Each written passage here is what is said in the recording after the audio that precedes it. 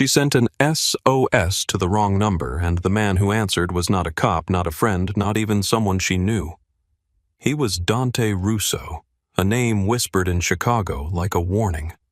Ava Monroe only wanted one normal dinner, a soft-lit restaurant, a glass of wine, a man who smiled like he was safe. But when Grant Holloway's fingers closed around her wrist, the whole room kept laughing, eating, pretending not to see her fear.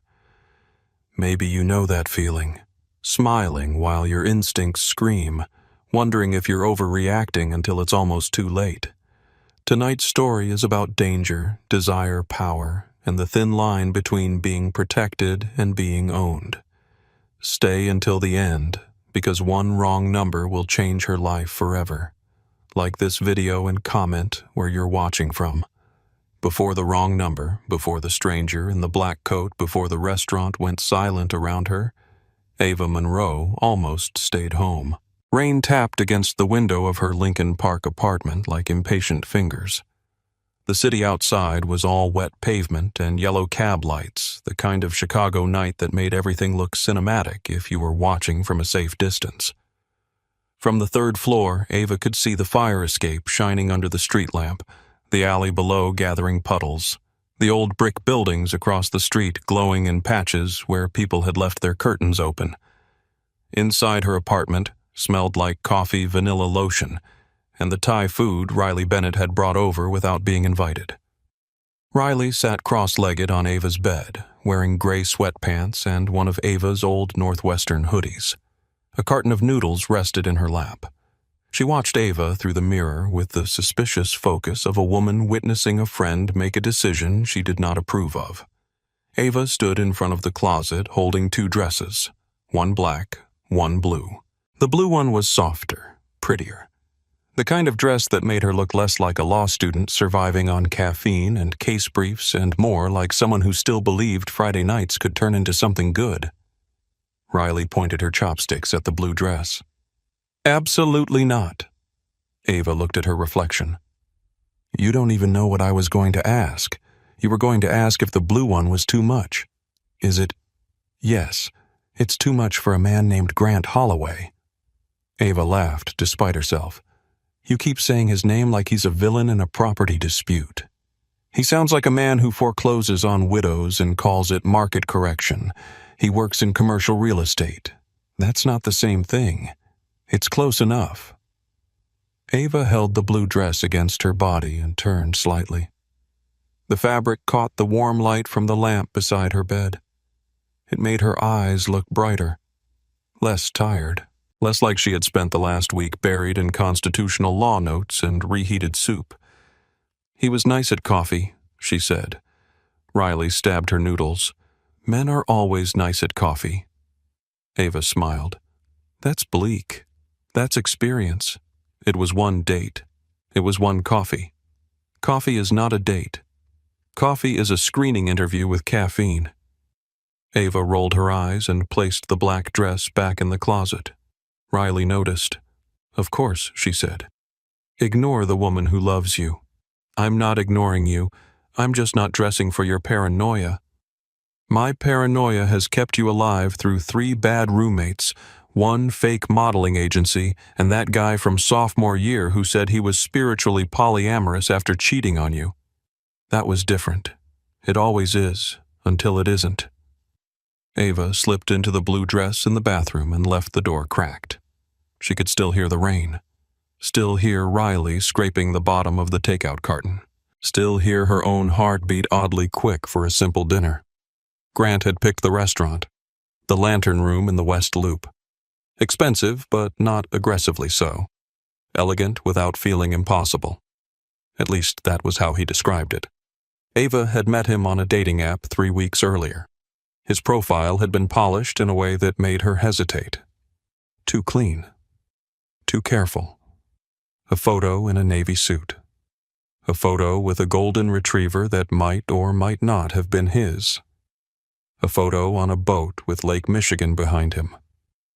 His bio said he believed in ambition, loyalty, and old-fashioned romance. Riley had nearly thrown Ava's phone across the room, but Grant had been funny in messages. Not hilarious, not the kind of funny that made you snort in public, but quick enough. He asked about school. Remembered that Ava hated olives. Sent a picture of a bookstore he thought she might like after she mentioned reading mystery novels when she could not sleep. At coffee, he had looked even better than his photos. Tall, clean-shaven, pale blue eyes, a smile that made people turn toward him without knowing why. He listened with an intensity Ava had mistaken for interest. At least she thought it was interest. She stepped out of the bathroom, smoothing the dress over her hips. Riley stopped chewing. Ava raised her eyebrows. "What? You look beautiful." Ava softened. "Thank you. I hate that for us." Riley, "I'm serious. Men make worse decisions around pretty women, and some of them think pretty women are decisions they get to make." Ava crossed the room and took her earrings from the small ceramic dish on her dresser. "You are really committed to ruining the mood. I am trying to improve the odds." Ava clipped one earring in and reached for the other. Her phone lit up on the dresser. Grant. She smiled before she meant to. Riley saw that too. "What did he say?" Ava picked up the phone. "Grant. Can't wait to see you tonight." Grant. "You'll look incredible in blue." Grant. "I made sure they gave us a private table." Ava's smile slowed. Riley set down her noodles. "Read that again." Ava locked the phone. "It's nothing. It is never nothing when your face does that. He said I'll look incredible in blue." Riley stared at her. "Did you tell him you were wearing blue? No. Did you post that dress somewhere?" "I don't think so." "You don't think so?" Ava tried to remember. Instagram stories. Old photos. Maybe a birthday dinner 2 years ago. Maybe the dress was somewhere in the digital graveyard of things people could find if they looked long enough. "It could be a lucky guess," Ava said. Riley gave her a look. "People guess colors. Men guess black. Sometimes red if they think they're in a cologne commercial. They don't guess blue, and then mention a private table like they just arranged a hostage exchange." Ava sat on the edge of the bed and put on her heels. "You didn't like him from the beginning," she said. "I didn't like how quickly he wanted your schedule. He asked because he was trying to plan. He asked what days you had late class. He asked when I was free. He asked if you lived alone. That came up naturally." Riley's face changed. Not anger. Worry. "Ava." Ava looked down at the small buckle on her shoe. Her fingers fumbled once before she fastened it. "I know," she said quietly. "I know how it sounds when you line it up like that. But in the moment, it didn't feel bad. It felt like he cared." Riley softened, but only a little. "That's the problem. A lot of bad things arrive dressed as attention." Ava stood and reached for her coat from the chair. "I'm going to dinner in a public restaurant. I'll share my location. I'll text you when I get there. If he says anything weird, I'll leave. Define weird. Possessive, rude, aggressive, alpha male podcast language. Good. Anything involving crypto. Excellent." Ava unlocked her phone and shared her live location with Riley. Riley watched the notification appear on her own phone. "Text me when you sit down," Riley said. "Yes." And halfway through. "Yes." And when you leave. "Yes, Mom." Riley stood and followed Ava to the door. She adjusted the collar of Ava's coat with a tenderness that made Ava's throat tighten unexpectedly. "I'm not trying to scare you," Riley said. "You are a little. I'm trying to remind you that your instincts count even when you can't prove them in court." Ava smiled faintly. "Very law school of you.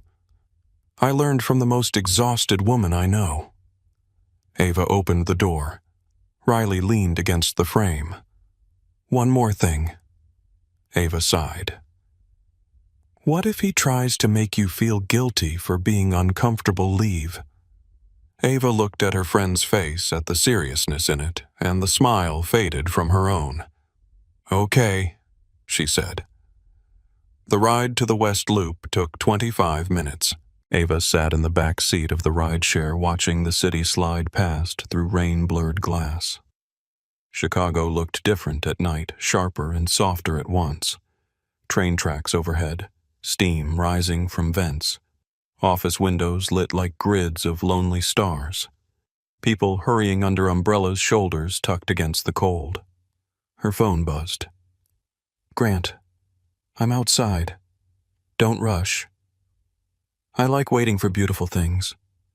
It should have been charming." Ava read it twice and told herself it was charming. The lantern room sat on a corner beneath a black awning trimmed in gold. Through the windows, Ava saw candlelight, polished wood, and the slow movement of waiters carrying plates that looked too small and too expensive. Grant stood outside with an umbrella, navy suit, silver watch, perfect posture. He smiled when he saw her step out of the car, and for a moment, the strange unease in her chest loosened. He looked normal, better than normal. He looked like the sort of man people trusted with restaurant reservations, investment advice, and daughters. "There she is," he said. He opened the umbrella over her head before the rain could touch her. Ava smiled. "Hi." Grant kissed her cheek. It was quick, polite. His hand settled at the small of her back as he guided her toward the entrance. Ava felt the pressure of his palm through her coat. Light but certain. "You look exactly how I pictured," he said. "Is that good? Better." The hostess greeted him by name. "Mr. Holloway, your table is ready." Ava glanced at him. "You come here often?" "Enough that they take care of me." He said it casually, but something in his tone lingered. "Enough that people know where to put me. Enough that my name changes the air." The table was near the back half, hidden by a tall arrangement of winter branches and white flowers. Private, just like he said. Ava slid into the booth. Grant took the chair across from her instead of sitting beside her, and she relaxed a little. "See," she told herself, "public place, good manners, normal." The waiter arrived before she had opened the menu. "Your usual red, sir?" Grant looked at Ava. "You drink red?" "Sometimes." "One bottle," he told the waiter. Ava lifted a hand. "Actually, I usually don't drink much on first dates." Grant smiled at her, then at the waiter. "One bottle," he repeated. The waiter nodded and left. Ava looked down at her menu. Grant leaned forward. "You don't trust me." She laughed softly, unsure if he was joking. "I barely know you. That's what dinner is for." "Exactly, which is why I like to remember it clearly." His smile held. Then he laughed too. "Fair enough. One glass, then. The rest is mine." The moment passed, but it left a fingerprint. They ordered. Grant chose the burrata for the table before Ava had finished reading the appetizers. He recommended the pasta, told her the steak was overrated, said the sea bass was what women usually liked because it was light. Ava closed the menu. "I'll have the pasta," she said. Grant looked pleased. "Good choice." Conversation found a rhythm after that. He asked about law school, and Ava told him about her constitutional law professor, a tiny woman with silver hair who could dismantle an argument so gently the student did not realize they were bleeding until she moved on to the next person. Grant laughed at the right places. He talked about buildings, old Chicago stone, warehouse conversions, the thrill of finding a property everyone else had written off and turning it into something people suddenly wanted. "I like potential," he said, swirling his wine. "Most people only see what something is. I see what it could become if someone had the nerve to take control." Ava took a sip of water. "Buildings probably appreciate that more than people." Grant's smile sharpened. "You'd be surprised." The waiter brought their appetizer. Grant served her first, which should have felt considerate. But he watched her take the first bite with such focus that she became aware of her own mouth, her own hands, every small movement. "Good," he asked. "It's good. I knew you'd like it." Ava wiped her fingers on her napkin. Her phone buzzed in her purse. Riley probably asking for the first check-in. Grant's eyes flicked to the purse. "You can answer." "It's fine." "Is it your friend?" Ava paused. "Probably. The protective one. She has a name.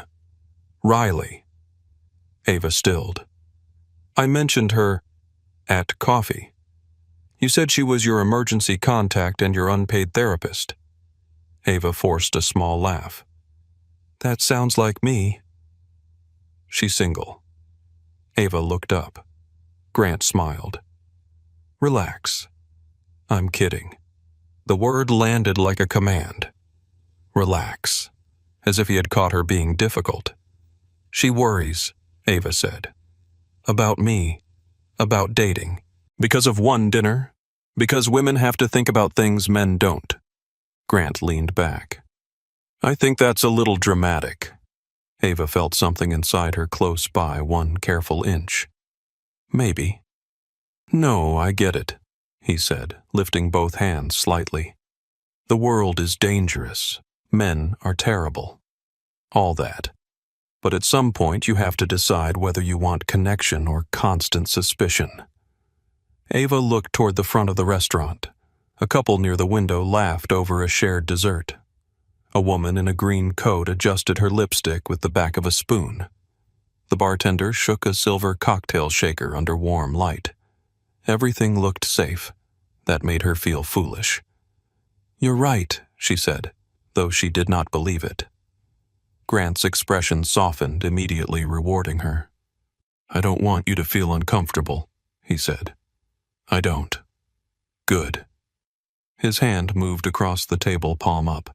After a hesitation too small for anyone else to notice, Ava placed her hand in his. His fingers closed over hers. Warm, dry, firm. At first it was fine. Then he turned her hand over and traced the inside of her wrist with his thumb. Ava's stomach tightened. "You're tense," he said. "I'm just cold." "You're lying." Ava pulled her hand back gently. He did not let go. Not hard. Just enough. Her eyes dropped to where his fingers circled her wrist. "Grant." "Yes, let go." For 1 second his face emptied. Then he released her and smiled. "Sorry. I can be intense when I'm interested." Ava slipped her hand into her lap beneath the table. The skin around her wrist tingled. Not from pain. From the memory of restraint. The food arrived. Plates placed with practiced elegance. Pasta gleaming with butter and herbs. Grant thanked the waiter by name. Ava wondered if the waiter noticed the color in her face, or if he had trained himself not to see private discomfort at expensive tables. Grant took a bite and watched her until she took one too. "There," he said. "Worth trusting me." Ava swallowed. "It's good.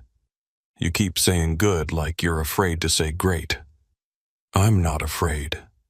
His fork paused. The air shifted. Ava heard Riley's voice in her head. "If he tries to make you feel guilty for being uncomfortable, leave." She reached for her wine because she needed something to do with her hands. Grant's fingers caught her wrist again. This time lower, closer to the bone. The restaurant sound faded as if someone had turned down the volume on the world. Ava looked at him. His smile was still there. His eyes were not smiling. "Pay attention when I'm talking to you," he said, softly. So softly no one else heard. Ava's mouth went dry. "I am." "No," he said. "You're looking around. You're checking your purse. You're making me feel like I have to compete with the whole room. You don't. I shouldn't have to." She stared at his hand. His thumb rested over her pulse. He could feel how fast her heart was beating. That knowledge seemed to please him. "Grant," she said, keeping her voice even. "Take your hand off me." A muscle jumped in his jaw. Then he let go. He sat back and lifted his glass. "You're sensitive." Ava did not answer. He drank, then studied her over the rim. "That's not a criticism. I like sensitive women. They feel things deeply. They bond harder." Ava's body knew before her mind admitted it. This was not awkwardness. This was not a misunderstanding. This was a door opening onto a room she did not want to enter. She placed her napkin on the table. "I need to use the restroom." Grant glanced toward the back hallway. "Now?" "Yes, our food just came." "I'll be quick." She stood. So did he. Ava froze. Grant smiled. "I'll show you where it is." "I can find it. It's tucked behind the bar. I said I can find it." Her voice came out sharper than she intended. A nearby couple looked over, then looked away. Grant noticed them noticing. His smile tightened into something socially acceptable. "Of course." Ava took her purse from the booth. His eyes moved to it. "You taking that? My lipstick is in it." He studied her face as if searching for the place where a lie might show through. Then he stepped aside. "Don't be long." Ava walked toward the back of the restaurant with her shoulders straight and her breath trapped high in her chest. She passed tables full of people who had no idea that a woman could be terrified 3 feet away from them and still look composed. She passed the bar where glasses hung upside down like small chandeliers. She passed a waiter carrying a tray of martinis, the olives trembling on their picks. The hallway to the restroom was narrow and dim, lined with framed black and white photographs of old Chicago streets. Ava pushed through the door marked "Ladies" and locked herself inside. Only then did she let her face change. Her breath came out in a broken rush. She gripped the sink, staring at herself in the gold-framed mirror. Her lipstick was still perfect. That felt obscene. She looked like a woman on a date. She felt like prey. "No," she whispered. The word was small, but it steadied her. No. She was not going to talk herself out of what she knew. She was not going to soften his behavior into interest or excuse control as chemistry, or sit back down because leaving might make him angry. He was already angry. He had simply been polite enough to hide it under candlelight. Ava pulled out her phone. Her fingers shook so badly the screen blurred. She opened Riley's contact, or thought she did. A message thread sat open, the name at the top half hidden by a notification banner. Ava did not look carefully. She could hear her own blood in her ears. She typed fast. "Riley, I need help.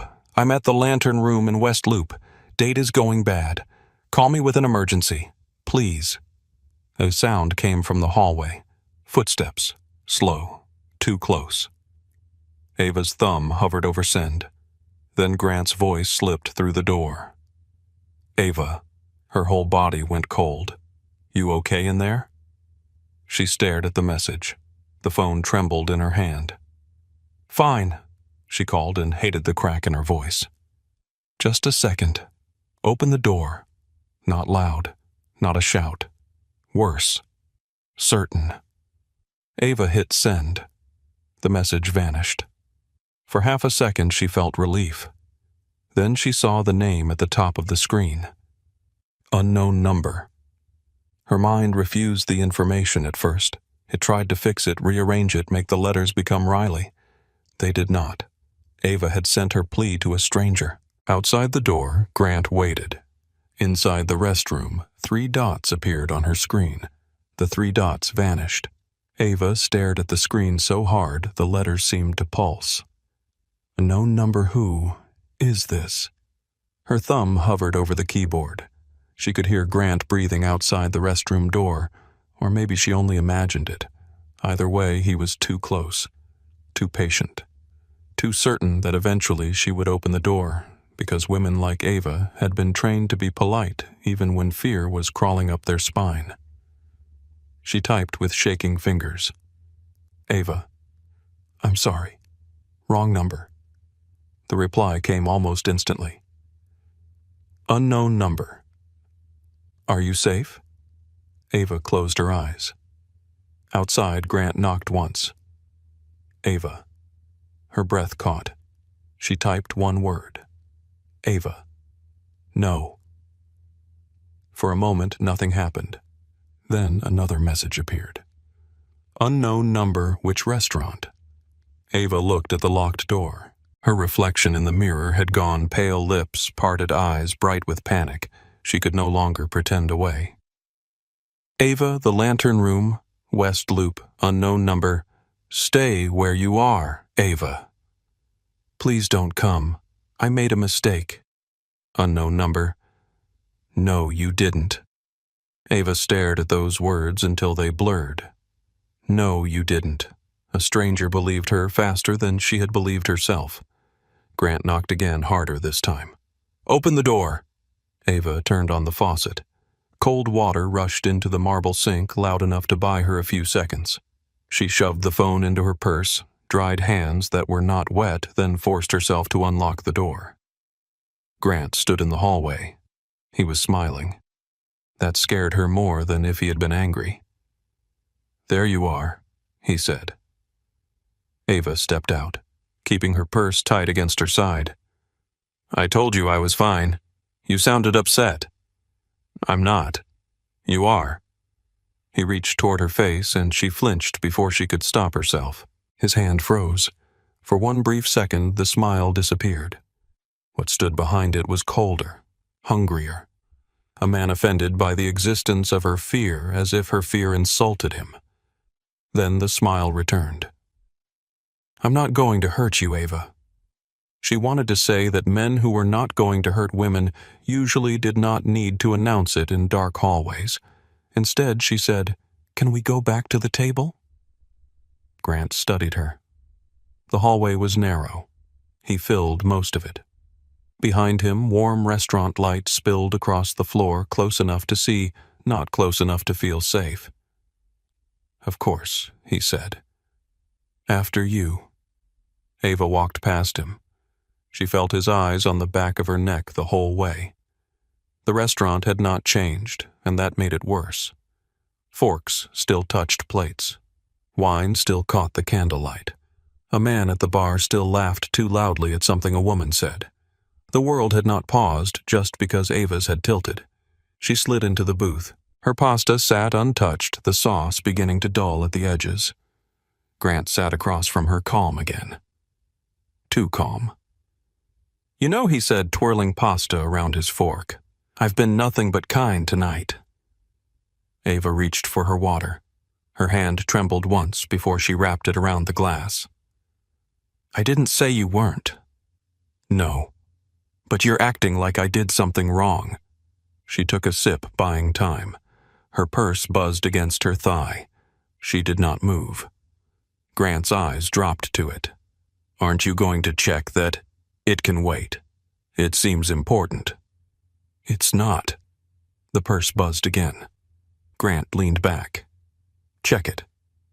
It was not a suggestion. Ava opened her purse slowly and angled the phone toward herself. Unknown number 2.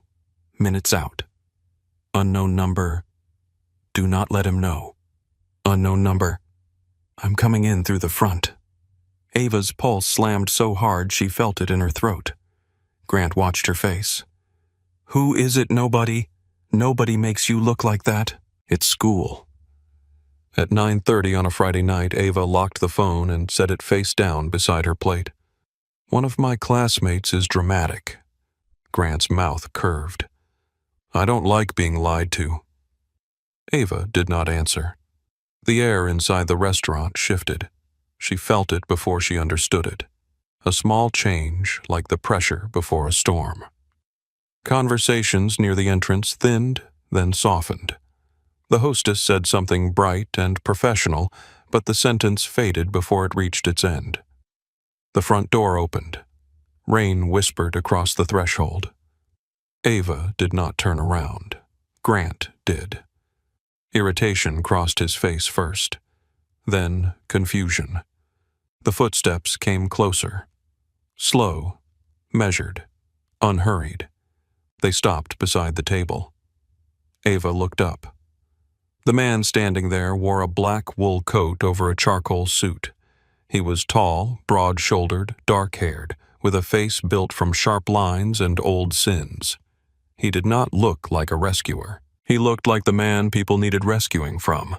His eyes found hers. They were dark, steady, and unreadable. Ava Monroe. Her mouth went dry. Yes. Grant stood too fast. His chair scraped against the floor. "Excuse me," Grant said. "We're in the middle of dinner." The stranger ignored him. "You sent the message." Ava swallowed. By mistake. His gaze moved to her wrist.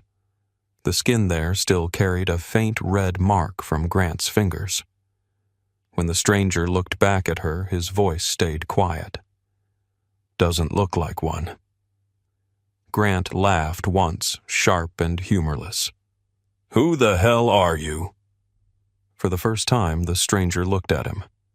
It was a small thing, a shift of attention, nothing more. Grant's expression changed anyway. Not fully. He caught it fast. But Ava saw the flicker in his eyes, recognition mixed with something sour and afraid. The stranger spoke. "Dante Russo." The name landed at the table with weight. Grant's throat moved. Then pride rushed back in to cover the crack. "I don't care who you are. This is private." Dante tilted his head slightly. "Private ended when she asked for help. She didn't ask you." Ava stood. Both men looked at her. Her legs felt weak, but her voice came out clear. "I'm leaving." Grant's face flushed. "No, you're not." The restaurant seemed to go quieter around them. A waiter stopped 3 tables away with a pitcher of water in his hand. The couple by the window had stopped laughing. Ava clutched her purse. "I am." Grant stepped into the narrow space beside the booth. "Ava, sit down." "You're embarrassed and making a scene." Dante moved. Barely. Just 1 step closer. Grant stopped as if he had met a wall. Dante's voice was low enough that only their table could hear. "Move." Grant looked at him, then at Ava. "This is insane," he said. "You're going to walk out with some stranger because we had one tense conversation." Ava felt heat behind her eyes, but she refused to blink. "You grabbed me twice." Grant's jaw tightened. "You're exaggerating. You followed me to the restroom. I was worried. You blocked the hallway. I wanted to talk." Ava heard her own voice harden. "You wanted control." Grant stared at her as if she had slapped him. Dante reached into his coat. Grant flinched. The movement was quick, almost invisible, but Dante noticed. His mouth did not smile, though something like contempt crossed his eyes. He pulled out a money clip, placed several bills on the table without counting them, and looked at the waiter. "For the meal. Keep the rest." The waiter nodded too quickly. Dante turned back to Ava and offered his hand. He did not grab. He did not hurry her. He simply held it there, palm open, waiting. Ava looked at that hand. Large, steady. Dangerous, maybe, but not demanding. She placed her fingers in his. Dante's hand closed around hers with careful warmth. Grant stepped forward. Dante did not raise his voice. "Don't." 1 word. Grant stopped. His face twisted with humiliation, anger, and something Ava could not name until she saw him glance around the restaurant. People were watching now. That was what he hated. Not that he had scared her, that others had seen her leave. Dante led Ava toward the front door. She expected Grant to follow, expected shouting, a hand on her arm, a scene. But when she glanced back, Grant remained beside the table, breathing hard, eyes fixed on Dante's back. The rain had softened when they stepped outside, turning the street into a black mirror. Headlights slid across wet pavement. People moved beneath umbrellas, laughing, arguing, living ordinary Friday nights. Dante released Ava's hand the moment they reached the awning. The absence of touch startled her. "My car is around the corner," he said. Reality returned in a hard rush. Ava stepped back. "I'm not getting into your car." Dante looked at her. For the first time, something almost like approval touched his face. "Good." She blinked. "Good. You shouldn't get into a stranger's car just because he interrupted dinner. You are a stranger." "Yes." "And you're saying that like it's normal." "It is normal." Ava wrapped her coat tighter around herself. "Then what now?" Dante reached into his pocket and pulled out his phone. He turned the screen toward her. There was a photo of a black Cadillac Escalade parked under a streetlight. The license plate was clear. Beneath it was a contact card. "Victor Salazar." "My driver is Victor," Dante said. "He's been with me 11 years. The plate is K729M4. Take a picture. Send it to your friend. Send my name too." Ava stared at him. "You planned that speech. I've given versions of it before. That's not comforting. It wasn't meant to be. It was meant to give you control." Ava's grip tightened around her phone. Behind them, through the window, Grant stood near the table, watching. Dante's gaze flicked past her. "He's waiting for me to leave." Ava did not turn around. "You don't know that. I know men like him." Her voice dropped. "Because you are one." Dante's eyes returned to hers. A long silence sat between them. "No," he said finally, "because I was raised by worse." Ava did not know what to do with that. Her phone buzzed. Riley, again. Ava sent a quick text with Dante's name, the plate number, and her live location. Then she answered the call. Riley's voice exploded through the speaker. "Where are you?" "I'm outside the restaurant. Why did your location freeze for 7 minutes? Why are you sending me a license plate? Who is Dante Russo?" Ava looked at him. Dante had stepped several feet away, giving her privacy without pretending not to listen. "I'm safe." That is the sentence people say right before they are not safe. "I know. I'm sorry. Grant got weird. Someone helped me leave. Someone... It's complicated. Are you alone with him?" "No." Dante glanced toward the corner. A black Escalade rolled into view with its headlights low. Victor stepped out. He was in his 50s, broad gray at the temples with the stillness of a man who had survived enough to stop wasting movement. Riley's voice sharpened. "Ava, if you are in danger and cannot say it, say pineapple pizza." A laugh almost broke out of Ava, but it caught on the edge of a sob. "I'm not saying pineapple pizza. That's not an answer. I'm not in danger." "You swear?" Ava looked through the glass again. Grant was gone from the table. Her stomach dropped. "I swear," she said, less certain now. Dante saw the change in her face. "Where is he?" Ava whispered. Dante turned toward the restaurant. The front door opened. Grant stepped outside, phone pressed to his ear, his eyes scanning the sidewalk until they locked on Ava. Dante moved closer, not touching her. Riley was still talking. "Ava, I have to go," Ava said. "No, you absolutely do not have to go. I'll keep my location on. I'll call you from the car." "From whose car?" Ava ended the call before Riley could shout again. Dante opened the rear door of the Escalade. Ava looked from him to Grant. Grant took one step out from under the restaurant awning. Dante did not look threatened. He looked bored. That, more than anything, made Grant hesitate. Ava got into the car. Dante followed, leaving a careful distance between them. The door shut with a heavy, sealed sound that muted the rain in the street. Victor looked at her through the rearview mirror. Where to Miss Monroe Ava gave her address in Lincoln Park. Her voice sounded far away from her own body. The car pulled from the curb. Ava looked out the back window. Grant stood on the sidewalk, still on the phone, his face lit by passing headlights. Then he vanished behind rain and traffic. For 3 blocks, no one spoke. The inside of the car smelled like leather cedar and something expensive Ava could not name. Her hands shook now that the danger had a door between them. She pressed them together in her lap. Dante noticed but said nothing. That restraint unsettled her almost as much as everything else. Finally, he spoke. "You sent the message to me by accident." "Yes, you were trying to reach Riley." Ava looked at him. "How did you know you said her name on the call?" "Oh." Silence again. Then she asked the question she had been holding since the restaurant. "Why did you come?" Dante looked out at the wet city. "Because you said you needed help. That's it. For most people it should be."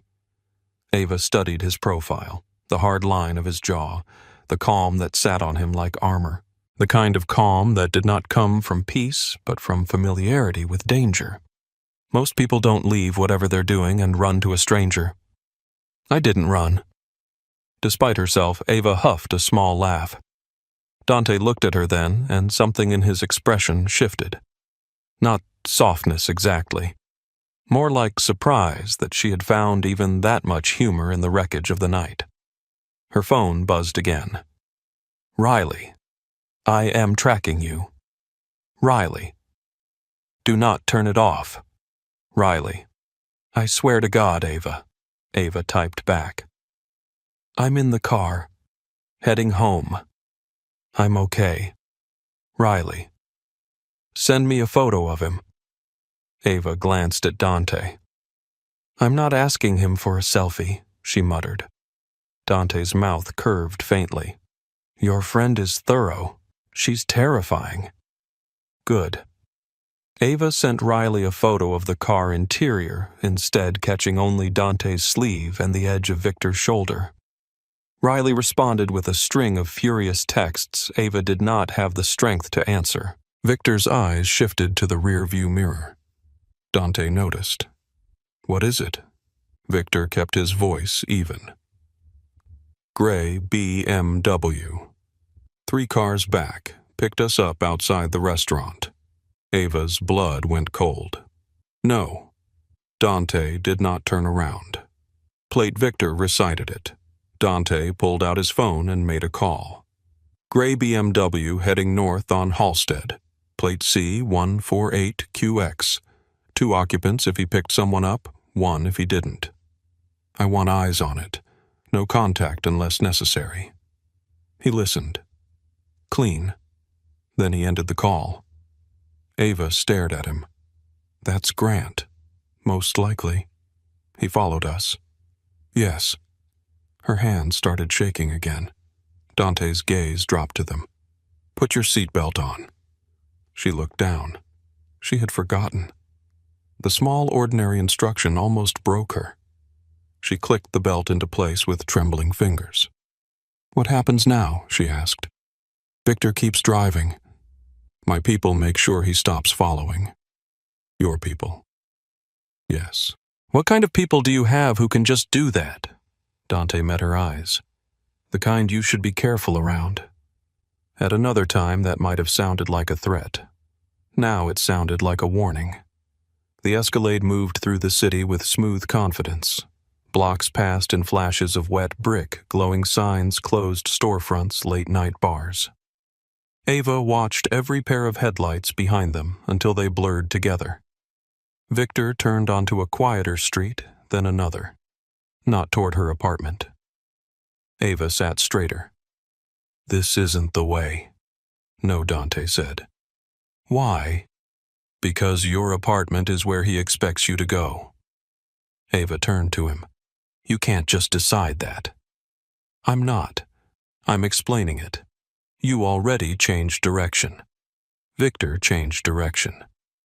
"Because you wanted him to." Dante inclined his head. "Yes." Anger cut through her fear clean and hot. "I don't know you." "No, You don't get to manage me. Something flickered in his eyes, not annoyance. Recognition. You're right. Ava blinked. Dante looked toward the front windshield. We'll circle for 5 minutes. If the BMW is gone, Victor takes you home. If you want out sooner, we stop wherever there are lights and people. Ava held his gaze, searching for the trap. There was none she could see. Fine, she said. Dante nodded once. A minute later, Victor's phone buzzed. He glanced down, then back to the mirror. Handled. Ava's mouth went dry. Handled how Dante answered before Victor could. He was pulled over. By police, no. Her stomach tightened. Dante's voice remained calm. He is not hurt. His car is blocked. He is being told that continuing would be unwise. That sounds illegal. It often is. Ava stared at him. There it was. The thing Riley would have heard instantly. The shadow beneath the rescue. The reason Grant had gone pale when Dante said his name. Who are you? She asked. Dante looked at her for a long moment. Someone who doesn't like men who corner women. That isn't an answer. No. Are you dangerous? Yes. The honesty stole whatever she had planned to say next. Dante leaned back, creating even more space between them. But not to you. Ava hated that some part of her wanted to believe him. When they reached her street, the rain had thinned to mist. Her building looked ordinary and fragile under the street lamp.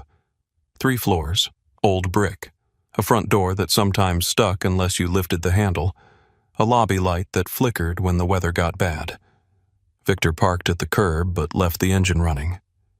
Ava looked up at her windows. Home should have felt like relief. Instead, she imagined Grant standing below those windows last week after coffee, smiling as she waved from the door, learning exactly where she disappeared at night. Dante reached into his coat and removed a card. Black paper. White lettering. Dante Russo. A phone number. Nothing else.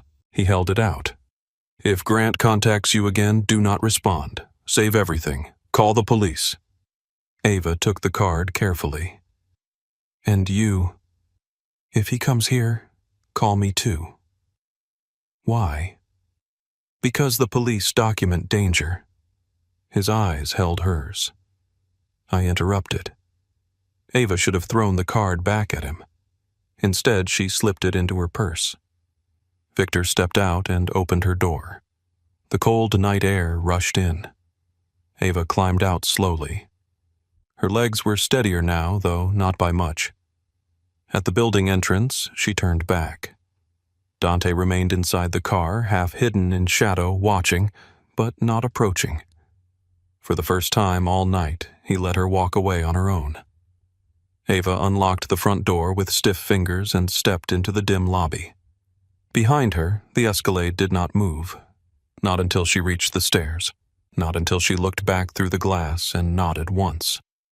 Only then did the black car pull away from the curb and slide into the Chicago night.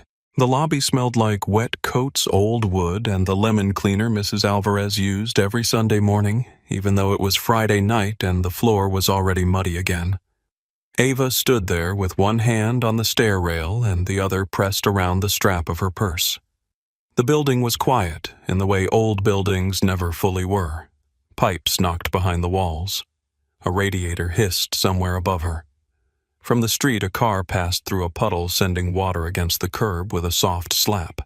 She looked through the glass front door. The black Escalade was gone. Only then did her body understand that she was alone. Not alone in the comforting sense.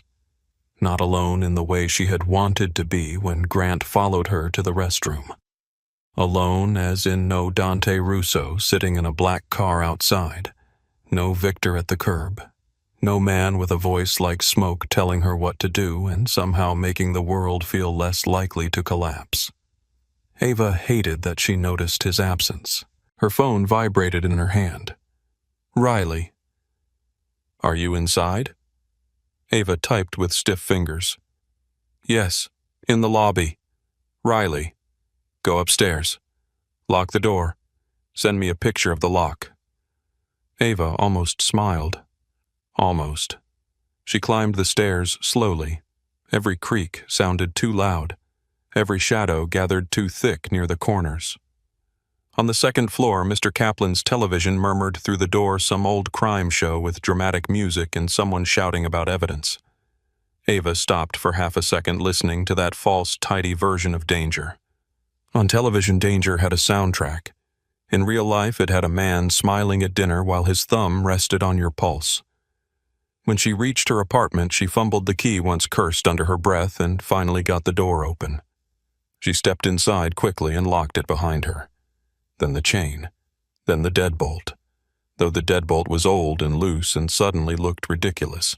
A cheap piece of metal pretending to be certainty. Ava took a photo and sent it to Riley. "Riley, I'm coming over." "Ava, you don't have to." "Riley." That was not a question. Ava leaned her back against the door and closed her eyes. Her apartment looked exactly the same as it had 2 hours ago. The law books were still open on the kitchen table. Riley's abandoned takeout carton still sat in the trash, one chopstick sticking up like a tiny flag. The lamp beside the couch cast a soft yellow circle across the rug. Her blue dress reflected faintly in the dark window. Nothing had changed. Everything had. She walked to the kitchen and got a glass of water. Her hand shook so hard the water trembled against the rim. She drank anyway, too fast until her throat hurt. Her phone buzzed again. Unknown. Number, "I cannot believe you embarrassed me like that." Ava went still. Another message came through. "Unknown number. We need to talk." Then another. "Unknown number. That guy does not know you. I do." The glass slipped from Ava's hand and shattered in the sink. She backed away as if the broken pieces had moved on their own. For several seconds she only stared at the screen. Not Grant. It did not say his name. But she knew. The room tightened around her. A fourth message appeared. "Unknown number. Call me like an adult." Ava blocked the number with fingers that had gone cold. The silence lasted less than a minute. Then her phone vibrated again. Another unknown number. Unknown number. Blocking me proves my point. Unknown number. You run the second someone tells you the truth. Unknown number. You were rude tonight, Ava. Her breath turned shallow. A knock hit her door. Ava screamed. "Ava! It's me," Riley called from the hall. "Open the door before I kick it and ruin both our security deposits." Ava rushed to the door, checked the peephole, then opened it. Riley stood there in sweatpants, a trench coat, and rain-soaked sneakers. Her hair was pulled back messily, her face bare and tense. She held a canvas tote in one hand and pepper spray in the other. The moment she saw Ava, her expression cracked. "Oh, honey." Ava tried to say she was fine. Instead, she started crying.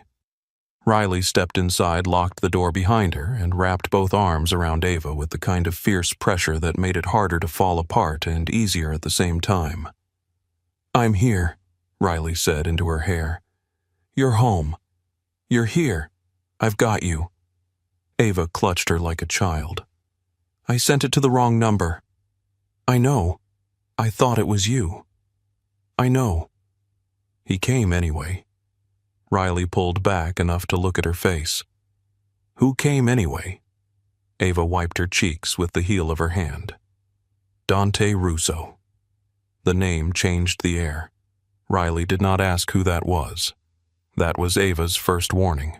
Her friend's mouth parted slightly, then closed. She looked toward the window, then at the door, then back at Ava. "Say that again." "Dante Russo." That was the man who answered. Riley set the tote on the floor very slowly. "Ava." "What?" "Tell me everything. From the beginning." Do not skip the parts you think will make me panic because I am already there. So Ava told her. She told her about Grant ordering the wine, about the questions about the hand on her wrist. She told her about the hallway outside the restroom, about sending the text about the answer from a stranger. She told her about Dante walking into the restaurant and the way Grant's face changed when he heard his name. Riley listened without interrupting. That scared Ava more than if she had shouted. When Ava reached the part about the car following them, Riley sat down on the couch as if her knees had given out. And Dante had people stop him. I think so. You think so? He said Grant was not hurt. Riley laughed once, but there was nothing funny in it. That is not the comfort he thinks it is. He got me home. I am not arguing with that. Then why are you looking at me like I walked into traffic? Riley leaned forward, elbows on her knees. Because Dante Russo is traffic. He is not a man you bump into. He is a system. He is money lawyers, private security, old family power, and people who stop cars in the street without calling police. Ava folded her arms around herself. You know this, how my brother worked a case adjacent to one of their companies? Not directly. Nobody ever gets directly to the Russos unless the Russos allow it. Construction contracts, shipping routes, nightclub ownership, private security firms, political donations. Some of it legal. Some of it dressed up until no one can prove it is not. Ava looked toward her purse where Dante's card sat inside like a hot coal. He helped me. I believe that. He did not touch me unless I took his hand. I believe that too. Then what Riley's eyes softened, but her voice stayed firm. Then you need to understand that a dangerous man can be gentle in one moment and still be dangerous. Both things can live in the same body. Ava looked away. Her phone buzzed again. Both women froze. Ava picked it up. Known number. I am outside. For 1 6-second, the room stopped. Riley moved first. She crossed to the window and pulled the curtain aside by 1 inch. The street below was wet and mostly empty. A cyclist passed under the street lamp. A woman with a dog hurried toward the corner. Parked cars lined the curb. Riley scanned everything. I do not see him. Ava's chest hurt. Maybe he's lying. Or maybe he wants you to look. Another message arrived. Unknown number. You looked beautiful tonight. It is a shame you let him ruin it. Riley turned from the window. Screenshot everything. Ava did. Do not answer. I know. Block that number too. Ava blocked it. Riley pointed toward the table. Now we call the police. Ava sank into the kitchen chair. And say what a man I went on one date with texted me and grabbed you, and followed you, and is now using multiple numbers to contact you. They will write it down. Yes. And then we have a record. Ava gave a small, bitter laugh. A record does not stand outside your building. No, but it gives us something to stand on. Ava stared at the cracked screen protector on her phone. She had dropped it last month outside the library and kept telling herself she would replace it. Tiny lines ran across the glass, splitting every message into pieces. Her eyes moved to her purse again. Riley saw. No, she said. Ava did not pretend not to understand. He told me to call if Grant contacted me. And what exactly do you think he will do? I do not know. That is the problem. Ava picked up the purse anyway. Riley stepped closer. Ava, I am just going to tell him what happened. People like him do not receive information neutrally. Ava pulled out the card. Black paper, white letters, a phone number that looked too simple for the kind of door it opened. Her thumb hovered over the screen. Then she sent a text. This is Ava Monroe. Grant has contacted me from 3 different numbers. He said he is outside. I blocked all of them and took screenshots. The answer came before Riley could speak. Dante, send them to me. Ava did. Dante, do not answer unknown calls. Keep your curtains closed. Is Riley with you? Ava looked up. How does he know your name? Riley's face went pale with anger. I hate that sentence, Ava typed back. Yes. Dante, good. Stay away from the windows. Ava, are you sending someone? Dante already did. Ava's stomach twisted. Ava, I did not ask for that. There was a pause this time. Dante, no, you did not. Another message appeared. Dante, I am asking now. May I have someone watch the building entrance until morning? Ava stared at the screen. Riley read over her shoulder. That is better, Riley said reluctantly. Still alarming, but better. Ava typed slowly. Yes, outside, only. Dante understood. Ava waited, but no more messages came. Riley let out a breath and rubbed both hands over her face. This night is insane. Ava laughed weakly. I said that in the car. You were in a Mafia boss's car.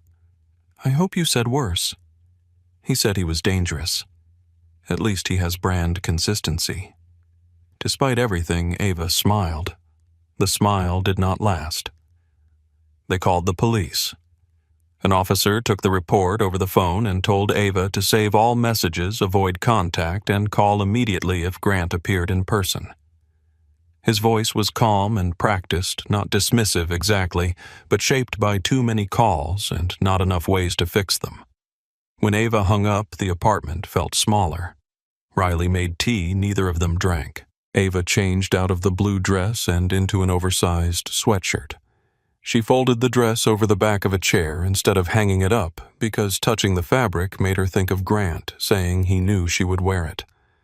Around midnight, Riley announced she was sleeping on the couch. You have work tomorrow, Ava said. I also have eyes and a functioning sense of danger. You cannot guard me forever. Good thing forever is not tonight. Ava did not argue. She lay in bed with the lamp on and stared at the ceiling. Every sound became a possibility. A car slowing outside, footsteps in the hall, the radiator ticking like knuckles against glass. Once she thought she heard a man's voice and sat up so fast her head spun, but it was only someone laughing on the sidewalk below. At some point she slept. Morning arrived gray and thin. Ava woke to the smell of coffee and the sound of Riley arguing quietly with someone in the hallway. She got out of bed and found the apartment door open. A woman stood just inside the threshold. She was tall with dark hair pulled into a tight knot and a black coat that looked chosen for movement rather than fashion. Her eyes moved over the apartment in quick, precise measurements. Window, door, fire escape, Riley, Ava. Ava stopped. Who are you? The woman turned fully. Nina Cross. Ava looked at Riley. Riley held up both hands. I did not invite her. I opened the door because she said the lobby lock is broken, and then I remembered I am apparently a fool before coffee. Nina's expression did not change. Mr. Russo asked me to assess the apartment. Ava went cold. No. Nina nodded once, as if expecting that answer. Understood. Then leave. I will. But first you should know the front building lock does not catch unless the door is pulled hard. The camera in the hallway is fake. Your deadbolt is loose. The frame is soft. The fire escape window does not latch. Ava's mouth went dry. How do you know about the window? I checked it from the outside. Riley's voice rose. From the outside, it took less than a minute. Ava wrapped her arms around herself. You climbed my fire escape? Yes. To prove someone could, to confirm someone could. That is still breaking into my life. For the first time, Nina's expression softened by a fraction. I know. The honesty caught Ava off guard. Nina reached into her coat and placed a white business card on the table. Locksmith. He can come within the hour. Door frame reinforcement, new deadbolt, proper latch for the window. Mr. Russo offered to cover it. You can refuse. The number is there either way. Ava stared at the card. I do not want his money. Then use yours. Riley made a sound that was almost approval. Nina turned toward the door, then paused. For what it is worth, I told him not to send me inside without asking first. Ava looked up. You work for him. Yes. And you disagreed with him. Often. Does he listen? Nina considered that. He is learning. The door closed behind her with a soft click. Riley locked it immediately. Ava stood in the middle of the room, barefoot, hair tangled from sleep, feeling as if strangers had mapped every weakness in the place she was supposed to feel safest. Riley touched her arm. You okay? No. Good. That is the correct answer. Ava looked at the locksmith card, then at Dante's card still on the table from last night. 2 cards. 2 men. 2 kinds of fear. By 10 that morning, Ava and Riley were sitting in a small campus security office that smelled like burnt coffee and printer toner. A woman named Officer Daniels took Ava's statement with the steady patience of someone who knew the difference between panic and exaggeration.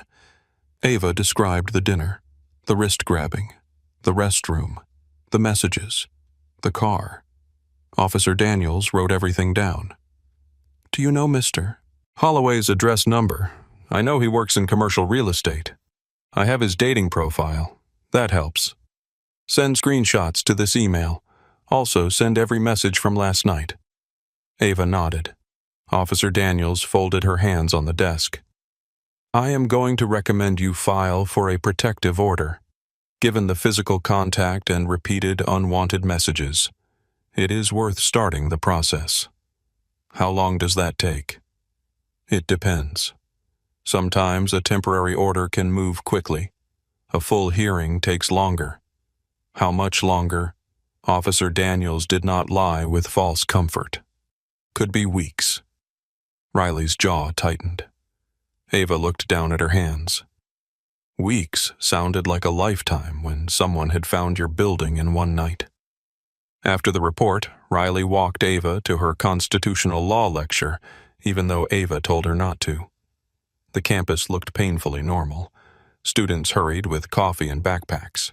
Someone laughed too loudly near the library steps. A tour group crossed the quad behind a guide walking backward with practiced cheer. Ava sat through class and heard almost nothing. Her phone stayed face down on the desk.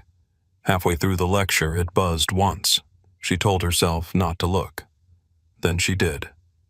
Dante Grant Holloway, 36, commercial real estate broker, divorced 11 months ago. Former spouse filed 2 domestic disturbance reports, no charges. Prior complaint from a former girlfriend at her workplace, no arrest. Ava stopped breathing. Another message arrived. Dante. He has a pattern. Ava's fingers tightened around the phone. Ava. How did you get this Dante resources? Ava. That is not an answer. Dante. It is the honest one. Professor Whitaker's voice continued at the front of the hall, something about precedent and restraint. The word restraint stuck in Ava's mind like a cruel joke. Ava typed. What are you going to do? Dante did not answer immediately. Then, Dante. Nothing. Without your permission. Ava read the sentence 3 times. She wanted to believe it. She did not know if she could. When class ended, Riley was waiting outside near a tree, arms crossed, coffee in hand, ready to fight God or municipal government, whichever showed up first. Ava handed her the phone. Riley read Dante's messages. Her face moved through fear, anger, and something more complicated. This is exactly what I meant. He found things the police did not tell me, or things the police could not legally hand to you in a text message during class. I needed to know. I am not saying you did not. I am saying information from him always comes with a shadow attached. Ava took the phone back. What am I supposed to do? Wait until Grant does something worse. No. We document. We file. We secure your apartment. We make noise in all the official places. And if official places are too slow, Riley looked at her for a long moment. Then we get through slow without letting Dante Russo become the only fast thing you trust. That landed harder than Ava expected. She looked across the quad.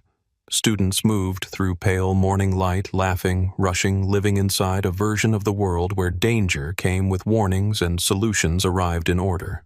Her phone buzzed again. Dante. A locksmith is available now if you want him. Ava looked at Riley. Riley sighed. Use the locksmith, not the man. So Ava did. The locksmith arrived an hour later, a cheerful older man named Pete, who smelled like peppermint gum and carried a toolbox covered in stickers. He reinforced the frame, replaced the deadbolt, and fixed the fire escape latch, while Riley hovered like an inspector, and Ava sat at the kitchen table filling out forms for a protective order. Pete handed Ava 3 new keys when he finished. Solid now, he said. Not perfect, nothing is. But anybody tries that door, you will hear them regret it. After he left, Ava stood by the door and turned the new lock again and again. The sound was heavy, final. Riley watched her. You should eat. I am not hungry. I did not ask what your stomach believes. Ava almost smiled. Then her phone rang. Unknown caller. The room went still. Riley reached for it. Do not answer. Ava let it ring. It went to voicemail. 10 seconds later, the notification appeared. Ava played it on speaker before she could talk herself out of it.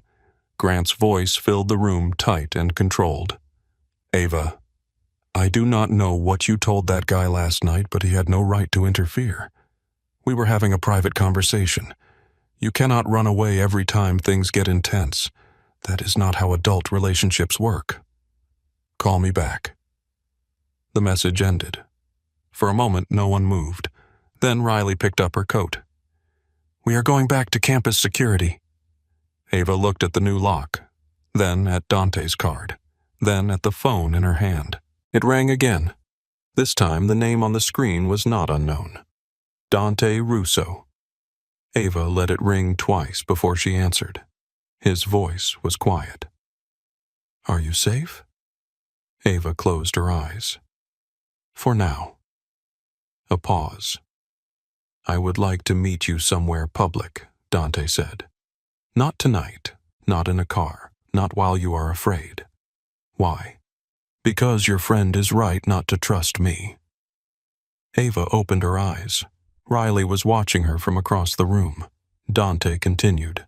And because if you keep calling me, you deserve to know what kind of man answers. Ava looked at the rain beginning again against the window, soft at first, then steadier. Text me the address, she said.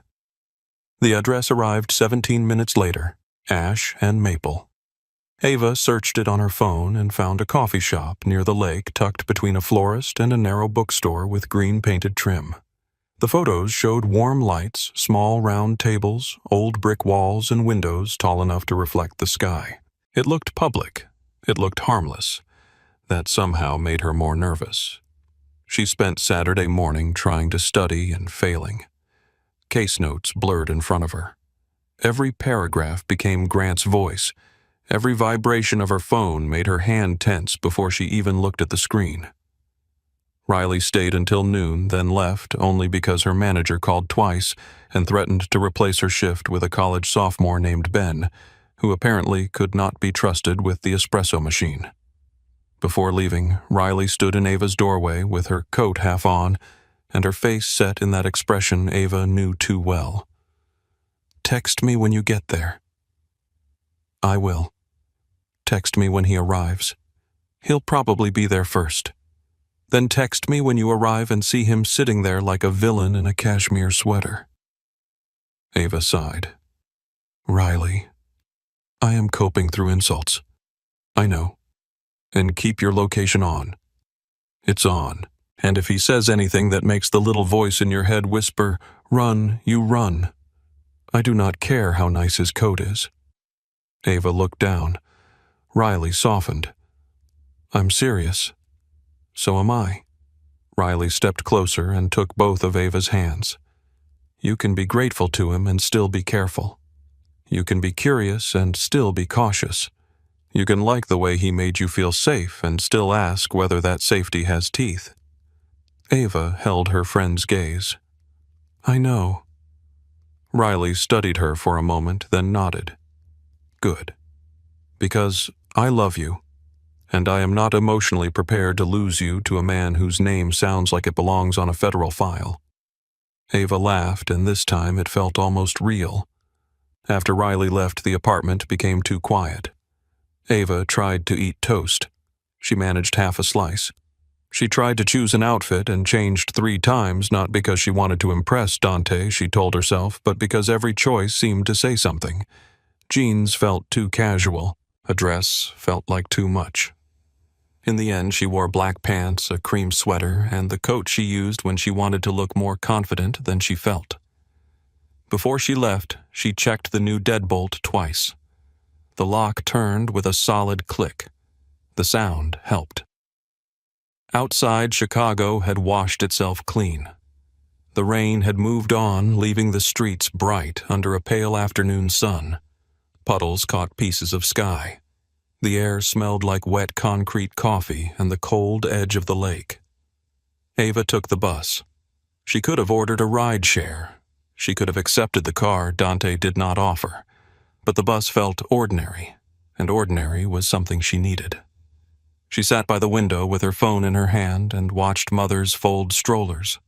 Students climb on with backpacks. An older man read the newspaper with his finger moving under each line. No one knew she was going to meet a man who had walked into a restaurant and changed the temperature of the room. No one knew her purse carried a black card with white letters. No one knew that fear could make even sunlight feel suspicious. Ash and Maple was busier than the photos suggested. People filled most of the tables. A barista called names over the hiss of steamed milk. Someone laughed near the window. A child in a red coat pressed both hands to the glass display case and stared at lemon tarts as if they held answers to life. Ava saw Dante immediately. Corner table. Back to the wall, clear view of the door. Of course. He stood when she entered.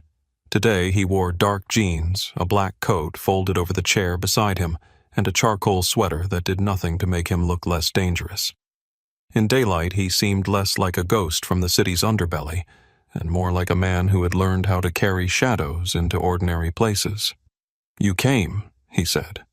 Ava slipped off her gloves. You sound surprised. I am. Did you think I wouldn't? I thought your friend might tie you to the radiator. Ava almost smiled. She considered it. His eyes moved over her face, not possessively, not hungrily, but with careful attention. How are you? The question was simple. That made it harder. I don't know. Dante nodded as if that answer made more sense than fine. Coffee black. He went to the counter himself. Ava watched him order, watched the way people moved around him without understanding why they made space. It was not fear exactly. It was instinct. Some part of them recognized weight, even if they could not name it. He returned with 2 coffees and placed hers in front of her. Thank you. You're welcome. For a moment they sat in the noise of the coffee shop. Cups clinked, milk steamed, a chair scraped. Life continued in small domestic sounds. Ava wrapped both hands around the cup. You said Riley was right not to trust you. She is. That's not usually how people try to earn trust. I'm not trying to sell you a cleaner version of myself. Then, what are you trying to do? Dante looked down at his coffee. His hands were large, still scarred faintly across the knuckles. Not fresh scars. Old ones. Stories closed over by skin. I'm trying to give you information before you decide whether to keep my number. Ava's throat tightened. You make it sound like my choice matters. It does. You sent someone to my apartment. Yes. Without asking. Yes. You had Grant stopped last night. Yes. By people who were not police. Yes. The honesty should have reassured her. It did not. It made the room feel sharper. Dante leaned back slightly, giving her more space across the table, though he had not moved close. My family owns construction companies, restaurants, private security firms, shipping interests, and pieces of things that do not appear on public documents. Some of it is legitimate. Some of it became legitimate after money passed through enough hands. Some of it never will be. Ava stared at him. The coffee burned her palms through the paper cup, but she did not let go. My father built it, Dante said. I inherited it. That is the clean version. And the dirty one, his eyes met hers. I helped keep it. The words settled between them. Ava heard Riley's voice in her head. Both things can live in the same body. You hurt people, Ava said. It was not a question. Dante did not look away.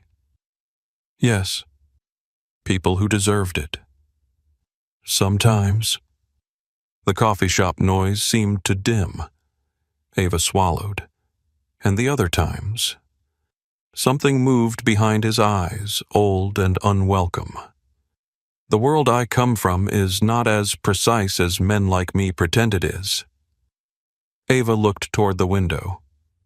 Outside, a woman walked a golden retriever past the glass. The dog stopped to sniff a puddle. The woman laughed and tugged the leash gently. Normal life. Ava turned back. Why tell me this? Because last night you saw the useful part of my life. The car, the driver, the men who can stop another man from following you. That part feels like safety when you are afraid. His voice lowered. But safety from my world always comes with the world attached. Ava said nothing. Dante continued. I have enemies, people who smile at fundraisers and send messages through broken windows. Men who owe my family money. Men who think I owe them blood. If you stand near me, someone may decide you are a door they can use. Ava's fingers tightened around the cup. Has that happened before? Dante looked away for the first time. That was answer enough. There was a woman, he said. Not what you're thinking. Not a grand, tragic love. She was a friend of my sister's. Kind. Stubborn. She helped Isabella through a hard year. I gave her rides home sometimes because she worked late and the neighborhood was rough. He paused. Ava did not interrupt. One night someone thought she meant more to me than she did. They used her to send a message. Ava's stomach turned. Did she die? No? The answer came fast. Too fast. But she was hurt. Yes. What happened to her? She left Chicago. His jaw tightened. She was smart. The child at the display case laughed as a barista handed him a cookie. The sound cut through the darkness at the table and disappeared. Dante looked back at Ava. I tell you this because I do not want you walking blind into something because I showed up when another man scared you. Ava studied him. That sounds noble. It isn't. No. No. If I were noble, I would have made sure you were safe, given the police my statement, and disappeared. Why didn't you? Dante's gaze dropped to her mouth for the briefest second, then returned to her eyes.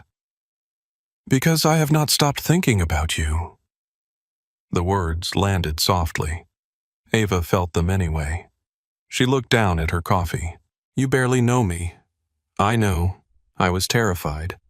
That's not the same thing as connection. I know that too. Do you? His expression did not change, but his voice softened. Yes. For the first time, he sounded tired. Ava took a breath. I need to say something. Say it. No more sending people into my apartment. Agreed. No more making decisions for me because you think you know better. His silence stretched. Ava narrowed her eyes. Dante, I heard you. That was not agreement. It is difficult for me to agree to something I know I may fail at. Ava sat back. That is the most honest and least comforting thing you could have said. I know. Try again. A faint shadow of a smile touched his mouth. All right. I will not make decisions for you because I think I know better. If I believe you are in immediate danger, I will tell you what I see and ask what you want unless there is no time. Ava considered him. That's better. I'm learning. Slowly. Yes. She took her first sip of coffee. It was bitter and too hot. It grounded her. And no watching my campus. Dante's face stilled. Ava saw it. The instinctive refusal before he buried it. No, she said. I have not spoken. You didn't need to. His fingers curled once around his cup. Grant knows your school. And I know campus security. I know Riley. I know how to call 911. And if he gets close before they arrive, then I handle it. Dante's eyes hardened. Handle it how? By screaming. By running. By making a scene. By doing what I should have done at the restaurant before I convinced myself I was being dramatic. He looked at her wrist. Ava pulled her sleeve down without thinking. Dante saw that too. His expression shifted. Not anger. Guilt. I do not like feeling useless, he said. You are not useless just because you are not in control. The sentence surprised both of them. Ava heard herself in the silence after it, heard the truth of it, heard that it was not just for Dante. He leaned forward slightly. No one has said that to me in a long time. Maybe they were scared to. They were right to be. Should I be? Dante held her gaze. Yes. Ava's breath caught. Then he continued. But not because I would hurt you. Because if you stay near me, you need to know fear will be part of the landscape. I can reduce it. I cannot remove it. Ava looked around the coffee shop again. Warm lights, brown sugar packets, a couple sharing a muffin, a student highlighting a textbook. The world had gone on making ordinary things while hers became impossible. What do you do? She asked quietly, when you're not being terrifying. Dante blinked. The change in subject seemed to knock him slightly off balance. Ava almost enjoyed that. What, when you can't sleep? When you're not running companies or sending Nina Cross up fire escapes? What do you do? He looked at her for several seconds. Then he answered. I play piano. Ava stared. You play piano? Yes. Like Mafia mood music in a dark room. This time he almost smiled. Usually Chopin. Of course it is. My mother insisted every civilized man should understand music. Did it work? No. Ava laughed. The sound left her before she could stop it. Real, startled, a little breathless. Dante watched her like he had never seen laughter up close. That made her stop. What she asked? Nothing. No what? He looked down. You looked less afraid. Ava did not know what to say to that. So she asked him about piano. He told her his mother, Carmela, had made him practice every afternoon when he was a child, even when his father said music made boys soft. Dante had hated it until he realized the piano room was the only place in the house where men did not talk business in front of him. For 1 hour, no one asked what he had seen, who had visited, what names he had overheard. For 1 hour, he said, I was only a boy trying not to disappoint my teacher. Ava watched his hands. I read mystery novels, she said. When you can't sleep, yes. Why? Because they end. Dante looked at her. She shrugged, embarrassed by the honesty, but unable to take it back. The mess gets explained. The clues mattered. The bad guy was there the whole time, but someone finally sees him clearly. Dante's eyes softened in a way that made him look younger and more dangerous at the same time. "Do you want to become a prosecutor?" Ava shook her head. "I thought I wanted civil rights law. Maybe advocacy work. Maybe something that helps people who get ignored until the damage is impossible to deny. People like women reporting men like Grant." Ava looked at her cup. Maybe. They talked longer than Ava planned. Long enough for her coffee to go cold. Long enough for the child with the cookie to leave with his mother. Long enough for the light outside to shift from pale afternoon to gold. The conversation moved carefully at first, then with strange ease. Books, bad winters, favorite places in the city. Dante's hatred of deep dish pizza, which Ava called suspicious and possibly criminal in Chicago. Ava's habit of rereading the last chapter of a mystery first when she was stressed, which Dante called chaos. It felt almost normal. That was the most dangerous part. Her phone buzzed. Riley status. Ava typed under the table. Alive. Public coffee shop. Still talking. Riley blinked twice if he is monologuing about honor. Ava smiled. Dante noticed. Riley. Yes. Does she still think I'm going to murder you? She has not ruled it out. Good. Why do you keep saying that?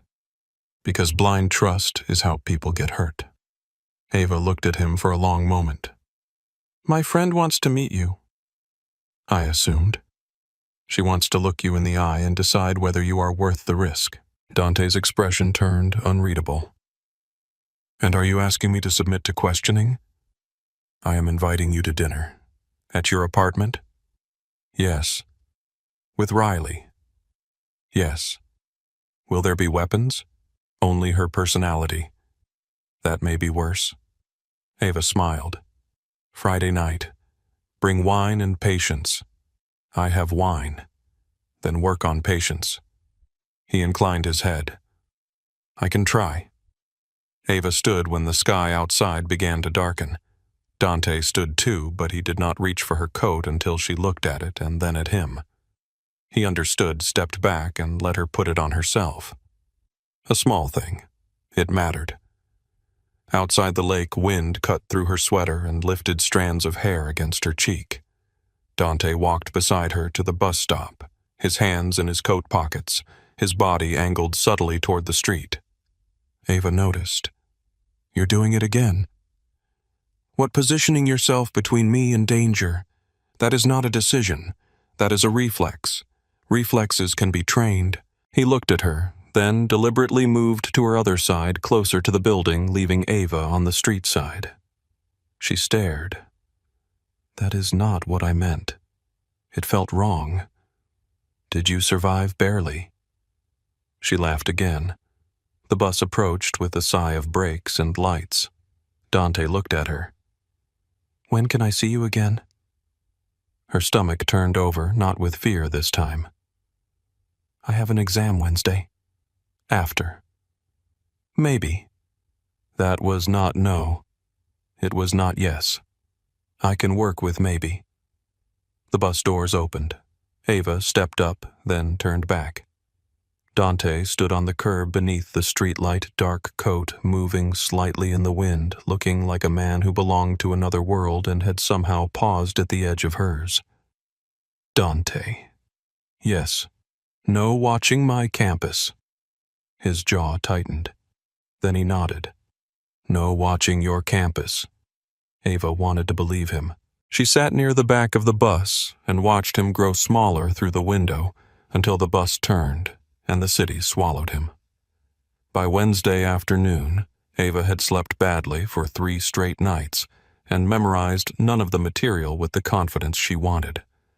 Grant had gone silent after the voicemail. No texts, no calls, no unknown numbers lighting up her screen. The silence should have helped. It did not. Riley said silence meant the reports and the warning had worked. Ava said maybe. Neither of them sounded convinced. The exam ended at 3:15. Ava walked out of the lecture hall with a headache behind her eyes and her phone in her hand. Students poured into the hallway around her, complaining about essay questions, laughing about weekend plans already free from the tension she still carried under her skin. She reached the glass doors of the law building and stopped. Grant Holloway stood outside. Khaki coat, clean shave, pale blue eyes, the same smile. He lifted one hand. Ava's body went cold before her mind caught up. She turned back toward the security desk, but Grant stepped inside before she reached it. "Ava," he said. His voice was gentle. That made it worse. "I just want 5 minutes." She held up her phone. "You are not supposed to contact me. I'm not contacting you. I'm standing in a public building. You followed me to school. I came to apologize." Students moved around them. One bumped Ava's shoulder and muttered sorry without looking up. Grant's eyes flicked to the phone. "Do not call him." Ava's thumb hovered over Dante's name. Grant smiled sadly like she had disappointed him. "That is exactly the problem. You let a stranger get in your head. Move. I scared you at dinner. I know that." Ava froze. The admission landed wrong because she had wanted to hear it and knew she could not trust it. Grant stepped back, hands visible. "I have a temper. I am working on it." He pulled out his phone and showed her a calendar notification. "Therapy appointment. Thursday, 4 in the afternoon. See?" Ava looked at the screen. Something in her wanted the world to be simple enough that a therapy appointment changed what his hand had felt like around her wrist. "I'm glad you're getting help," she said. "But you need to leave me alone." His smile thinned. "You won't even give me a chance. No. Because of Russo. Because of you." The softness left his face. "There it is." Ava stepped back. Grant followed. "You humiliated me in that restaurant. You let that man treat me like some kind of criminal. You grabbed me. I touched your wrist. After I told you to let go. Because you were being irrational." Ava's pulse pounded in her ears. The hallway felt too crowded and not crowded enough. "This conversation is over." She turned. Grant's hand closed around her wrist. Same place. Same pressure. Ava's vision narrowed. "Let go. Not until you listen." She drew in a breath to scream. A hand settled on Grant's shoulder. A familiar voice cut through the noise calm enough to make people turn. "She told you to let go." Grant's grip loosened instantly. Ava looked over Grant's shoulder. Dante stood behind him. Not in a black coat this time, not rain-soaked, not dramatic, just there. His expression was still. His eyes were not. Grant went pale. "You said you would not watch my campus," Ava whispered. Dante heard her. Something in his face shifted, small and painful. Grant looked between them and laughed, but the sound shook. "You two are insane." Dante did not look away from Ava. "I know," he said quietly. Grant pulled his hand back and stepped away, trying to recover the shape of a man in control. "This is harassment," he snapped. "I am going to report both of you." Dante finally looked at him. "Please do." Grant's mouth shut. Dante stepped aside, leaving a clear path to the door. "Leave." Grant's eyes burned into Ava. "This is not over." Ava's voice came out low. "Yes, it is." For once, she said it before Dante could. Grant looked as if he might answer, but the security officer at the desk had stood up. Students were watching now. Phones were out. Cameras changed men like Grant. Witnesses made them smaller. He turned and walked out through the glass door, shoulders stiff with rage. Ava stood still until he disappeared. Then she turned to Dante. Her hand shook around the phone. "You lied to me." Dante did not defend himself. "Yes, you promised." Yes. You had someone watching me. Yes. Were you here the whole time? No. Someone called me when he appeared. Ava laughed once, sharp and hurt. That is supposed to make it better, no. People were still watching. Ava did not care. You do not get to become another man who thinks my fear gives him permission. Dante flinched, not visibly to anyone else. But Ava saw it. His voice dropped. You are right. I know I am. I broke my word. Yes, I am sorry. The apology was quiet. No excuse attached. That made her angrier because she wanted him to fight badly enough that leaving the conversation would be easy. Instead, he stood there in the middle of the law school hallway, powerful and still and wrong. Ava looked down at her wrist. The skin was red again. Dante followed her gaze. His face changed. Something dark moved through him, something old and violent waking. Ava saw the moment he locked it away. Not for Grant. For her. I'll file the report, Dante said. The security cameras caught him grabbing you. Your officer can use it. My lawyer can send the footage through proper channels if you approve. If I approve. Yes. She looked at him. He held her gaze. No command, no pressure, just the offer. Ava's breathing slowed by 1 degree. Send it to Officer Daniels, she said. And Riley. Dante nodded. Done. And after that, no more watching me without permission. I understand. No. You heard me before. I need you to understand. He stepped closer, then stopped before entering her space. I understand that if protecting you costs you your freedom, then I am only changing the shape of the cage. Ava stared at him. The hallway noise returned slowly. Voices, shoes, doors opening, a phone ringing somewhere near the stairs. Her anger did not disappear, neither did the fear. But something else stood between them now, a truth spoken plainly enough to touch. Ava put her phone in her coat pocket. Friday dinner is still happening, she said. Dante blinked. That is not what I expected you to say. I know. Riley may stab me. She might. Will you stop her?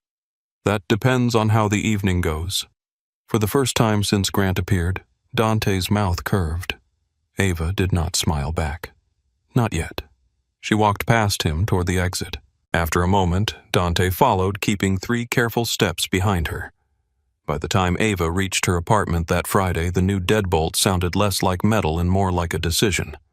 She turned the lock once, then again, then stood with her palm flat against the door as if the wood might speak back. The hallway outside was quiet. No footsteps. No low, male voice calling her name. No shadow waiting by the stairs. Still, her wrist remembered Grant. Her mind remembered Dante. Her heart, traitorous thing, remembered the way Dante had looked when she called him another man building a cage. Ava set her bag on the kitchen table and looked around the apartment. It had never felt smaller. The couch Riley had slept on. The window Nina had inspected from the fire escape. The table where Dante Russo would sit in less than an hour if Riley did not throw him back into the street first. She changed twice, then gave up and stayed in jeans and a soft black sweater. It was her apartment. Her rules. If Dante wanted elegance, he could go back to whichever dark room men feared him in. At 7, Riley arrived with tiramisu pepper spray and the expression of a woman walking into a negotiation with a hostile government. Ava opened the door. Riley held up the dessert. I brought something sweet so my personality can stay where it is. That sounds promising. It is not. Ava stepped aside. Riley entered, looked around the apartment, checked the window latch, checked the new lock, and then checked Ava's face. You okay? No. Good. Honest answer. Ava rubbed her hands over her sleeves. I still invited him. I know. You think I am making a mistake. I think you are standing close to a fire and telling me the warmth feels nice. Ava looked toward the window. The city outside was a blur of wet light and passing headlights. Maybe I am tired of being cold. Riley's face softened at that, but only for a second. Then someone knocked. Both women went still. Not a pounding, not Grant's impatient rhythm from the restaurant hallway. 2 measured knocks. Ava walked to the door and looked through the peephole. Dante stood on the other side, holding a bottle of red wine in one hand and nothing else. No men behind him, no visible weapon, no black car at the curb that she could see from the angle of the peephole. Just him. That somehow made him look more dangerous. Ava opened the door. Dante's eyes moved to her first, then Riley, then back to Ava. "Good evening." Riley folded her arms. "You are early." Dante glanced at his watch. 3 minutes. "Exactly." Ava stepped back. "Come in." Dante entered slowly, as if the apartment were sacred ground and not a third-floor rental with a crooked bookshelf. He handed Ava the wine. "Thank you for inviting me." Riley did not move. "I did not invite you." Dante looked at her. "No. You allowed it." Riley narrowed her eyes. "Do not get poetic with me." Ava took the wine to the kitchen to hide her smile. Dinner was pasta because Ava knew how to make it without thinking. Garlic, tomatoes, basil from the half-dead plant that refused to fully give up. Riley opened the tiramisu and set it on the counter like ammunition. Dante took off his coat only after Ava gestured to the chair. He sat where he could see the door because, of course, he did. But when Ava noticed, he looked at her and moved 1 seat over. Riley saw that. She saw everything. For several minutes they ate with the careful politeness of people not yet ready to admit they were in a room full of weapons. Then Riley set down her fork. "Have you killed people?" Ava closed her eyes. Dante did not reach for his wine. He did not look offended. He did not pretend to misunderstand. "Yes." The words sat at the table with them. Ava opened her eyes. Riley's face did not change, but her fingers tightened around her napkin. "Recently, no. That is not as comforting as you think. It was not meant to comfort you." Ava looked at him. "Dante." He turned to her. "You asked me to be honest." "I did." Riley leaned forward. "Did they deserve it?" Dante looked back at her. "Some did. And the others?" A muscle moved in his jaw. "I live with the others." Riley was quiet for the first time since he walked in. Rain tapped softly against the window. Somewhere below, a car door slammed. Ava could hear her own breathing. Riley picked up her glass of water. "If she gets hurt because of you, I will spend the rest of my life finding a way to make you regret it." Dante nodded. "Good." Riley frowned. That was not a compliment. It should be. Ava needs people who love her enough to be unreasonable. Ava looked down at her plate, her throat tightening. Riley studied him like she hated that answer and respected it anyway. "You do not get to absorb her life," Riley said. "You do not get to put guards around her and call it love. You do not get to make her smaller so your world can feel manageable." Dante's eyes moved to Ava. "I know. Do you—" "I am learning." Riley gave a small, humorless laugh. Men always say that when they want credit for step 1. Ava almost choked on her water. Dante's mouth curved faintly. "You are very direct. I am very scared." That stripped the humor from the room. Riley's voice lowered. "She is my family. Maybe not by blood, but by every choice that mattered. I have watched her forgive people too fast. I have watched her talk herself out of discomfort because she did not want to make trouble. I am not watching her disappear into some beautiful nightmare because you answered one text at the right time." Dante sat still. Then he said, "Neither am I." Riley blinked. he continued, voice quiet. If Ava chooses to step away from me tonight, I will still make sure Grant faces consequences through every legal channel available. I will not punish her. I will not withdraw protection out of pride. I will not make her gratitude into a debt. Ava stared at him. The room went soft around the edges. Riley looked at Ava, then back at Dante. You say that very well. Dante took a sip of water. I have had excellent legal counsel. Despite herself, Riley laughed once. It cracked the tension enough for everyone to breathe. Dinner did not become easy, but it became human. Riley asked about Dante's family, his businesses, his mother, and the private security company that definitely sounded like a polite mask for less polite work. Dante answered what he could and admitted when he would not. Ava listened. She watched not only what he said, but what he refused to dress up. After dinner, Riley and Dante ended up in the kitchen while Ava washed dishes. Ava did not mean to listen. She listened anyway. Riley's voice was low. She thinks you saved her, Dante answered. I interrupted one night. She looks at you like you are both the storm and the shelter. Silence. Then Dante said, That is what scares me. Ava stopped moving, one plate half rinsed in her hands. Riley said nothing for a long moment, then softer. Do not make her regret believing there is a difference. I will try not to. Try harder. I will. Ava turned off the faucet before either of them could know she had heard. By 9:30 the wine was half gone and Riley had lowered the emotional temperature from active hostility to armed monitoring.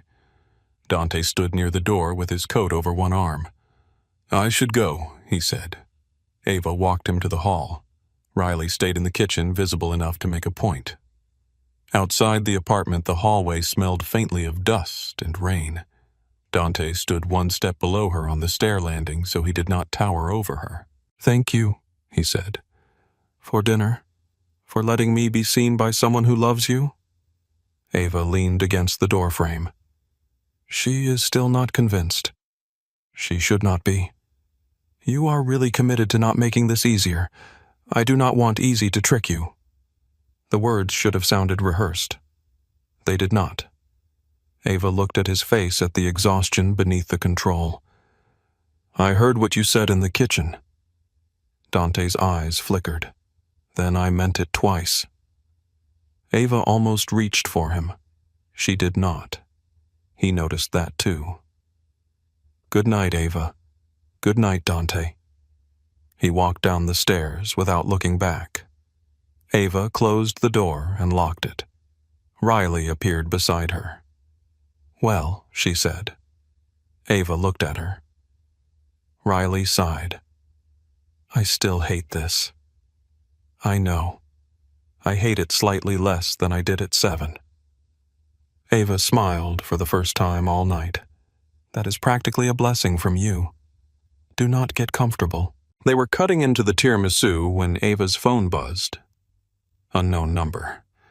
The sound erased every soft thing from the room. Ava picked it up. A photo filled the screen. Her building, taken from across the street. In the photo, her window glowed yellow behind the curtains. Under it, a message. Grant, you should have talked to me when you had the chance. Riley's face went white. Ava did not move for 3 seconds. Then she did exactly what she had promised herself she would do. She called the police first. Her voice shook, but the words came out. My name is Ava Monroe. I filed a report about Grant Holloway. He is outside my building or near it. He just sent me a photo of my apartment window. Riley was already taking screenshots, already checking the curtains, already sending the image to Officer Daniels. The dispatcher told Ava to stay inside, keep the doors locked, avoid the windows, and wait for officers. When Ava ended the call, she called Dante. He answered on the first ring. Are you safe for now? Grant sent a photo of my building. I called the police first. A pause. Good. He may be outside. I know. Ava went still. What does that mean? Dante's voice stayed controlled, but she could hear the steel beneath it. Victor saw a car matching his 2 blocks away when we left. I told him not to engage unless Grant approached the building. Ava closed her eyes. You were watching. I was watching the street. Not you. That is a thin line. Yes. Riley mouthed something furious from across the room. Ava held up a hand. Dante, listen to me. I am listening. You do not touch him. Silence. You do not make him disappear. You do not send someone into an alley. You do not turn this into something I have to carry. His breathing changed. Outside, a siren wailed faintly, still distant. Ava gripped the phone tighter. If you care about me, you let the police arrive. Dante did not answer. Dante. His voice came back lower. I am outside. Ava rushed to the window, then stopped before reaching the curtain. Riley grabbed her wrist gently. No window. Ava stepped back. You are outside, across the street. Stay away from the glass. Ava's heart slammed against her ribs. Where is Grant? Near the alley. He sees me. Another siren joined the first. Ava's voice dropped. Do not move toward him. Grant's voice came faintly through the phone, distant but real. Is she up there? Is she listening to you now? Dante did not answer him. Ava covered her mouth. Riley took her other hand. Dante spoke into the phone, not to Grant, to Ava. I am here. I need you to step back. Ava. Step back. There was a long silence. Then Dante said, Victor, clear the alley mouth. Do not touch him. Ava let out a breath she had not known she was holding. Outside, tires rolled over wet pavement. A door opened. Someone shouted. Grant's voice rose, cracked with rage. You think this is over because she picked you. Dante's voice came through the phone, quiet and close. This is not about me. Police sirens filled the block. Blue and red light flashed against Ava's ceiling. Riley moved to the peephole. Officers are coming up, she said. Ava stayed on the phone. Dante said, I am hanging up now. Speak to them. Tell them everything. Where will you be where they can see me? The call ended. A knock hit the door, firm and official. Riley checked the peephole, then opened it. 2 officers stood in the hallway. Ava told the story again. The restaurant, the messages, the voicemail, the law school hallway, the photo. She handed over screenshots, timestamps, prior report numbers. Officer Daniel's name, every piece of proof she had collected while fear tried to convince her documentation was useless. This time it was not useless. Downstairs through the stairwell window, Ava saw Grant near a patrol car. His face was twisted, his hair damp from the rain. He was talking fast, pointing toward the building, toward Dante, toward anything that made him look less like a man caught outside a woman's apartment after sending a threat. Dante stood beneath the street lamp, hands visible, still as stone. Victor stood beside the Escalade with his arms at his sides. No one touched Grant except the officers. That mattered. It mattered more than Ava expected. One officer came upstairs to take Riley's statement. Another confirmed the photo appeared to have been taken from the sidewalk across the street. Grant had been found near the alley with his phone still open to the message thread. When they brought him toward the patrol car, Ava watched from the lobby with Riley beside her and one officer at her shoulder. Grant saw her. His face shifted instantly, rage folding itself into wounded disbelief. Ava, he called. Tell them this is a misunderstanding. Ava said nothing. His voice sharpened. You are really doing this. Over one bad night, Riley moved closer, but Ava stepped forward first. Do not talk to me again. Grant stared at her. For a moment she saw the restaurant again. Candlelight, his thumb over her pulse, his smile waiting for her fear to become obedience. Then the officer guided him into the car. Grant looked past Ava to Dante. "You think he is better than me?" Ava did not look at Dante. She looked at Grant. "I think I am done letting men decide what I am allowed to survive." The officer closed the car door. The patrol car pulled away into the rain. Only then did Ava's knees weaken. Riley caught one arm.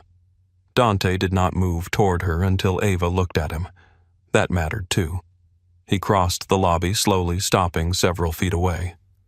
"Are you hurt?" "No." "Do you need anything?" Ava looked at him. The question was simple. Not what do I do? Not who do I call? Not where should I put men? What do you need? She swallowed. "I need to go upstairs with Riley. I need to sleep. I need you not to follow." Dante nodded once. "Okay." Something in her chest cracked open at how much that single word cost him. Riley watched him carefully. Dante stepped back. "Ava." She paused. "I am proud of you. No possession, no claim, no credit, just the words." Ava nodded because speaking would have broken her. Then she went upstairs with Riley. Sleep did not come easily, but it came. For the first time since the lantern room, Ava woke without a message from Grant waiting on her phone. The silence was not empty anymore. It was hers. The legal process did not become simple. Nothing real ever did. There were statements, hearings, paperwork, phone calls, and mornings when Ava had to retell the same story until it felt like she was reading from the life of another woman. Grant was charged with stalking and harassment. The footage from the law building mattered. The messages mattered. Riley's screenshots mattered. The patrol officer's report mattered.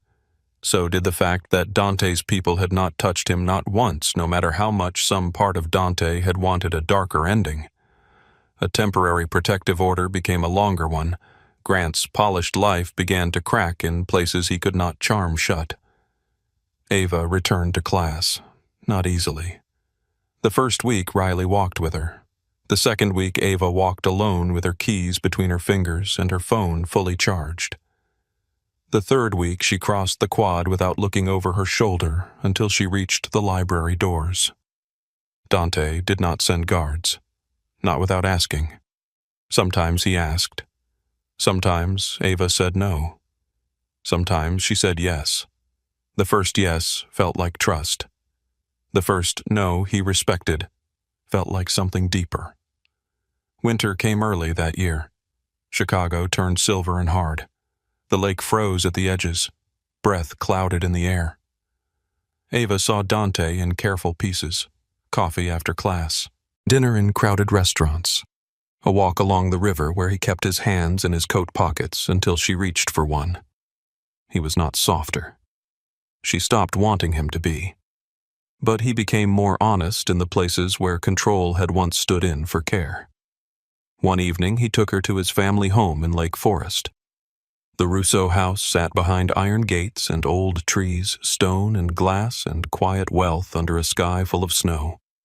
Ava stood in the foyer beneath a chandelier and felt the weight of generations looking at her from oil paintings on the walls. Carmela Rousseau entered like a woman who had never needed to raise her voice to be obeyed. Silver threaded through her dark hair. Pearls at her throat. Eyes that missed nothing. So Carmela said, looking Ava over, "You are the woman who made my son ask permission." Dante sighed. "Mother." Ava held Carmela's gaze. "I did not make him. I required it." Carmela's mouth curved. "Good." Dinner at the Rousseau house was nothing like dinner with Riley. It was quieter, sharper. Every sentence had another sentence beneath it.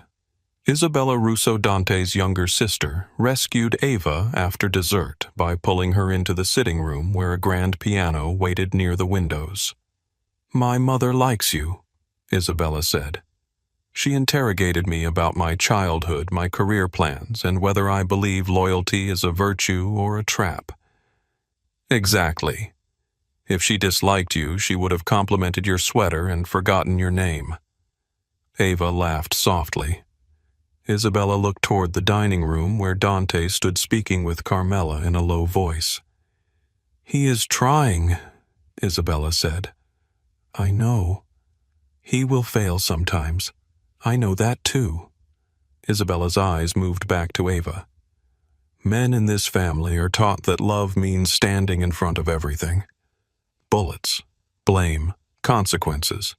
It sounds beautiful until you realize they never ask if you wanted to stand somewhere else." Ava looked at Dante. Across the room, he looked back. But he did not come over. He waited. The smallest, hardest thing.